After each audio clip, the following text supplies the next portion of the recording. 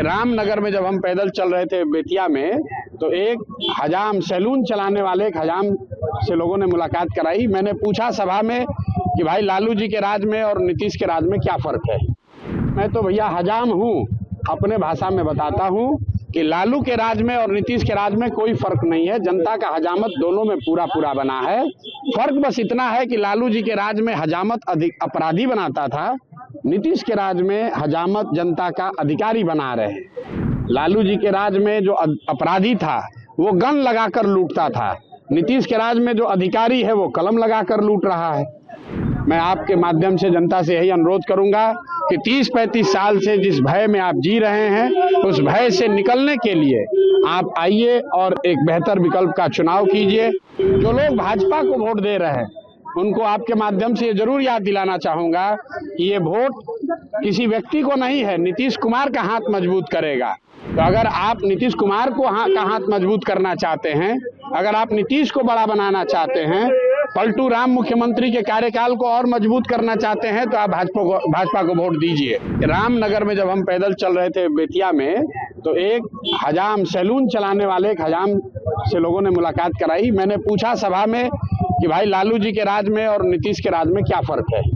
तो उसने बताया कि भाई मैं तो भैया हजाम हूँ, अपने भाषा में बताता हूँ कि लालू के राज में और नीतीश के राज में कोई फर्क नहीं है। जनता का हजामत दोनों में पूरा पूरा बना है।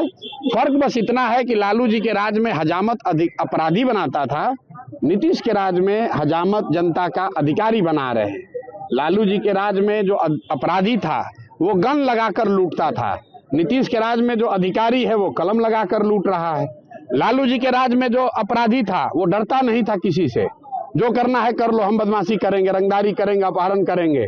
वही हाल नीतीश के राज में अपराधियों अधिकारियों का है, आपसे घूस लेगा ही लेगा। राशन कार्ड बनाना हो, जातीय प्रमाण पत्र लेना हो, पासपोर्ट का वेरिफिकेशन हो, इंदिरा आवास हो, कोई ऐसा सरकारी काम नहीं है जिसमें बिना पैसा घूस के काम हो सके। तो ये अधिकारियों का जंगल राज है।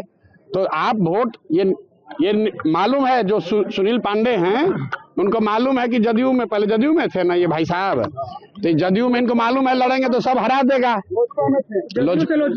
सुनिए ना भाई, लोजपा में थे, जदयू में थे, अब भागकर आए हैं भाजपा में। क्यों? उनको मालूम है अगर जदयू में रहेंगे तो नीतीश कुमार के नाम पे एक वोट पड़ेगा नहीं। तो ये भाजपा का चोला ओढ़ कर आए हैं, लेकिन सही में तो हैं नीतीश कुमार के ही आदमी।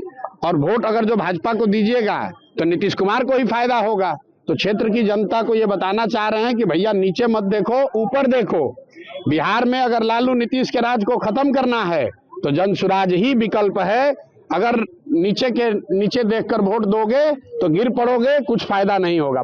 अभी तक लोग ये कहते रहे कि हमारे पास विकल्प नहीं है।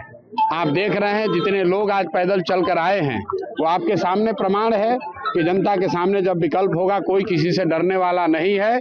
मैं आपके माध्यम से जनता से यही अनुरोध करूंगा कि 30-35 साल से जिस भय में आप जी रहे हैं, उस भय से निकलने के लिए आप आइए और एक बेहतर विकल्प का चुनाव कीजिए।